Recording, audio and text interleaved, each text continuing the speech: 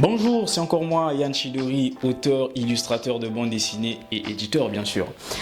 Aujourd'hui, on va encore revenir sur la question qui revient le plus souvent. Quel outil utiliser et comment l'utiliser? Bien sûr, on avait déjà eu à voir ça, mais aujourd'hui, je vais aller un peu plus dans les détails. Alors, vous êtes très nombreux à demander quel outil on utilise, quelle application, quel pinceau. Vous voulez même savoir les pinceaux. Il y a même certains qui demandent quelle taille du pinceau utiliser. Je vais encore revenir sur ça parce que je vois que ça suscite quand même beaucoup d'intérêt de savoir quel outil on utilise, quel matériel, quel.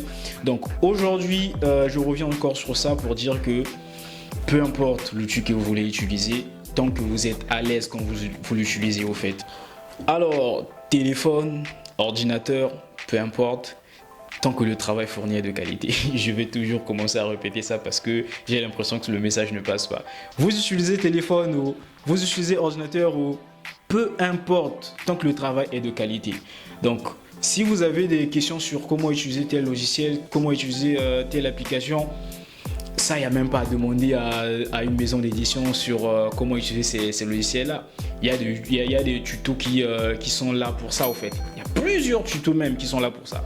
Prenez juste le temps de vous renseigner. Il n'y a pas magie, il n'y a pas des formules qui vous permettent directement d'avoir un niveau supérieur. Prenez juste le temps de vous renseigner, prenez juste le temps d'apprendre. Dans Cosmos Édition par exemple, la plupart des auteurs utilisent leur téléphone. Bon, pas que certains n'ont pas peut-être le matériel qu'il faut, n'ont pas les tablettes graphiques, mais préfèrent utiliser leur téléphone. Et j'en fais partie. Il n'y a pas longtemps, je me suis acheté une tablette graphique, je me suis acheté un ordi, mais je préfère encore utiliser mon téléphone bizarrement parce que je me suis habitué et je me sens très à l'aise sur ça. Mais je sais qu'il y a des moments où je suis obligé de dessiner sur mon ordi parce que le travail demandé me le demande en fait. Quand mon téléphone, j'arrive pas à dessiner sur du 350 dpi ou que j'arrive pas à dessiner sur du 400 dpi, bah je le fais évidemment avec mon ordi parce que c'est plus fluide et c'est plus facile. Mais je sais que les amoureux du téléphone, vous allez me dire que non, mais l'ordinateur, je préfère mon téléphone, je préfère mes doigts et tout, des trucs comme ça. Je le sais. Moi aussi, je faisais partie de ceux-là qui se plaignaient souvent, dire que voilà, je préfère le téléphone. Non.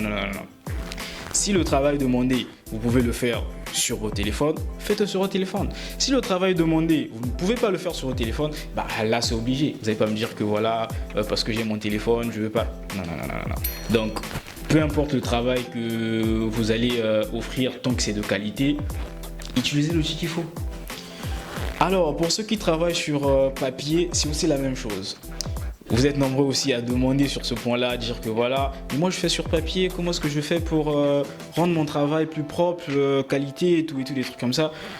Et encore là aussi, je reviens encore sur ça, je dis que peu importe, vous dessinez sur papier ou pas, essayez seulement de comprendre comment faire pour basculer le travail que vous faites sur papier, ramener sur numérique tout en gardant la qualité qu'il faut. Il y a des logiciels, il y a des applications qui vous permettent de scanner en gardant la qualité intacte.